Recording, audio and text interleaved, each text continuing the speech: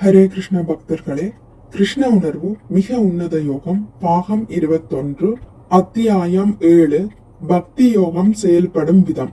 பகவத்கீதையில் கிருஷ்ணர் தன்னுடைய சீடனாகிய அர்ஜுனனிடம் கூறுகிறார், அறிவின் மிக இரகசியமான பகுதியை உனக்கு நான் கூறுகிறேன், ஏனென்றால் நீ எனது நண்பன். 4வது அத்தியாயத்தில் குறிப்பிடப்பட்டிருப்பது போல் பகவத்கீதையானது அர்ஜுனனிடம் பேசப்படுகிறது.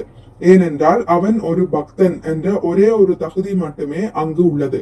பகவத்கீதையின் மர்மம் மிகவும் ரகசியமானது ஆகும். ஒரு தூய பக்தனாக இருக்காவிட்டால் உங்களால் அதை புரிந்து கொள்ள முடியாது. இந்தியாவில் மட்டும் 645க்கும் மேலான பகவத்கீதை வியாக்கியானம் உள்ளது. கிருஷ்ணர் ஒரு மருத்துவர், அர்ஜுனன் ஒரு நோயாளி என்று ஒரு பேராசிரியர் தெரிவித்திருக்கிறார். கருத்துரையாளர்கள் மற்றும் கீதையை படிக்கும் ஜனங்கள் என 2 பிரிவுகள் உள்ளது. மேலும் சிலர் தங்களது சொந்த வழியில் வேதத்தை திரித்து கூறலாம். எங்களை பொறுத்தவரையில் பகவத்கீதையில் கொடுக்கப்பட்டுள்ள கட்டளைக்கேற்ப குருசீட பரம்பரை மூலம் அது ஏற்றுக்கொள்ளப்பட வேண்டும். ஏனென்றால் நீ எனது நண்பன், நீ வெற்றி மேல் வெற்றி பெற்று மகிழ்ச்சி அடைய வேண்டும் என்று நான் விரும்புகிறேன். ஆகவே உன்னிடம் கூறுகிறேன். இது முழுமுதற் கடவுளால் போதிக்கப்பட்டிருக்கிறது. ஒவ்வொருவரும் அமைதியாகவும் ஆனந்தமாகவும் இருக்கவே கிருஷ்ணர் விரும்புகிறார். ஆனால் மக்கள் இதை விரும்புவதில்லை. சூரிய ஒளி அனைவருக்கும் தாராளமாக கிடைக்கிறது. ஆனால் ஒரு சிலர் தொடர்ந்து இருளிலேயே இருக்க விரும்பினால் சூரிய ஒளி அவர்களுக்காக என்ன செய்ய முடியும்? ஆகவே பகவத்கீதை அனைவருக்குமானதாகும். வெவ்வேறு வகையான உயிரினங்கள் உள்ளன. உயர்ந்த தாழ்ந்த அறிவு திறனுக்கேற்ப அவை வாழ்கின்றன. அது உண்மை. ஆனால் கிருஷ்ணர் இந்த அறிவானது எல்லோருக்கும் என்று கூறுகிறார். ஒருவன் தாழ்ந்த குலத்தவனோ அல்லது எதுவோ இது முக்கியமல்ல. பகவத்கீதை ஆன்மீக விஷயங்களை நமக்கு அளிக்கிறது. 4வது அத்தியாயத்தில் கூறப்பட்டிருக்கும் நியமப்படி எல்லோரும் பகவத்கீதையை புரிந்து கொள்ளலாம். அதாவது பகவத்கீதை குருசீட பரம்பரையில் இறங்கி வருகிறது. கிருஷ்ணர் கூறுகிறார், முதலில் நான் இந்த யோகத்தை சூரிய தேவனான விவஸ்வானுக்கு உபதேசித்தேன். அவன் இதை மனுவுக்கு உபதேசித்தான். மனு அதை இஸ்வாகுக்கு உபதேசித்தான். கிருஷ்ணரிடமிருந்து குருசீடத்தொடர் இறங்கி வருகிறது.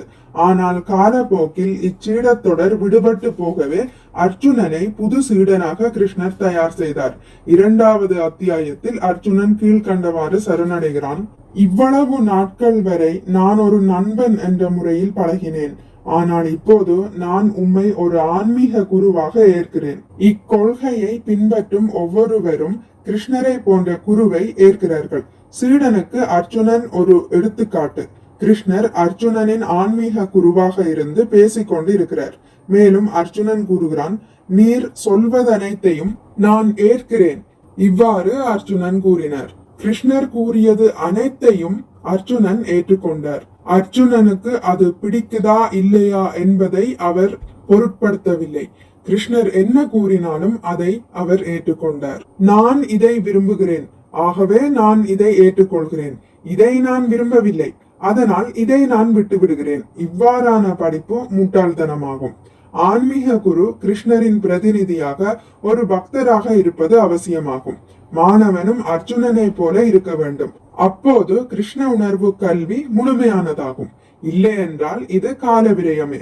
ஸ்ரீமத் பாகவதத்தில் கூறப்பட்டுள்ளதாவது, கிருஷ்ண விஞ்ஞானத்தை புரிந்து கொள்ள விரும்புபவர்கள் தூய பக்தரோடு சிநேகிதம் கொள்ள வேண்டும். தூய பக்தர்களிடையே நடைபெறும் சம்பாஷணையின் போது ஆன்மீக பேச்சுவன்மையின் சக்தி வெளிப்படுகிறது.